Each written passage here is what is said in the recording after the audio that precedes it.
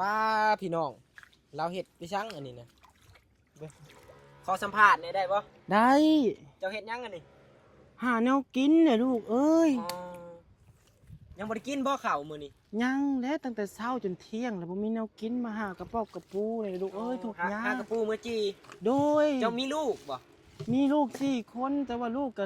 ให้เพิ่นนอนอยู่แคมทางท่าเฮาลงน้ำมาหากระปูกับแป้งอะลูกเอ้ย คือมาหาไปเลี้ยงลูก โดยยังบ่ได้จักโตเลยนะมันบ่มีเฮ็ดจังได๋ซะนะ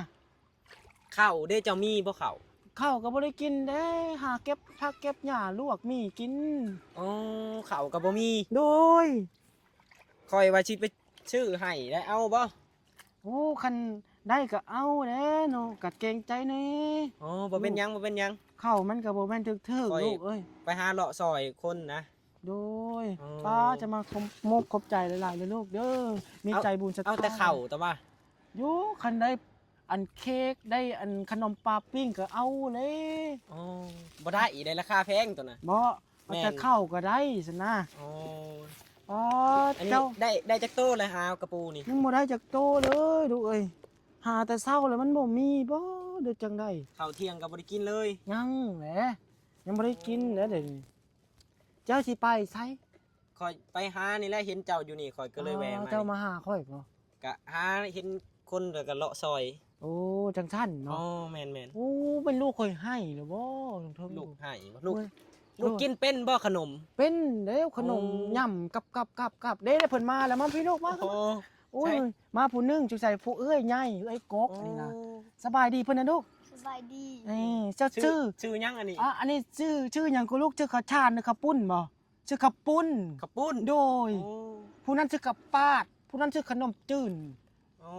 โดย ซื้อขนมจืด ขอกินเพิ่นนำเพิ่นขอขนมนำเพิ่นนะลูกเอ้ยเธอหน้าเพิ่นสิมาต้อนลูกนั่นน่ะ โอ้ ขอเพิ่นดูลูกขอแน่เด้อ พี่น้องครอบครัวนี่บ่มีแนวกินเนาะ ป้า มาหางมหอยงมปลาเมื่อจี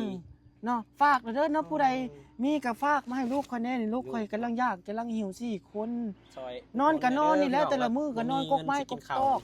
นอนอยู่ห่มไม้เลยบ่ แม่นบางมื้อก็นอนอยู่ปลายไม้ โอ้ขึ้นเอาลูกเอาหลานขึ้นไปเทิ ย่าง น เลย ย่านแค่ โอ้ย ย่านแค่ ยันแค่นี่ โดย อ๋อก็ขึ้นไปนอนอยู่เทึงต้นไม้ โดยเนี่ยผู้นั้นมันก็ไปหาปลาซอยนั่น โอ้ เห็นบ่ ใช่ นั่น โอ้ นั่นก็ลูกคนที่สองอันนี้ คือ ผูกกกอันนั้นผูกกกที่สอง คือแบบแบ่งกันไปหาปลา โดยแม่นน่ะ โอ้ไปตาอีตนเนาะ โดยป้าลูกป้า มี ขึ้น แต่แนวนั้นแหละไปแล้วคอยสิซื้อข้าวมาให้เด้อ ถูกอาหาร เอาขนมพร้อมเนาะ ขนมนี่กินเป็นอยู่ป่ะ เป็น เป็นบ่ ะ เป็นเนาะ ขนมยังลูกขนมแซ่บๆเด้อเนาะ อืม ผู้เจ้าซื้อมาให้ก็ขอให้ยอดวิวจะปังๆเด้อขอบใจ โดย ขอบใจ โดยขอบใจ ไปลูก ไป ป้า แล้วคอยซื้อมาให้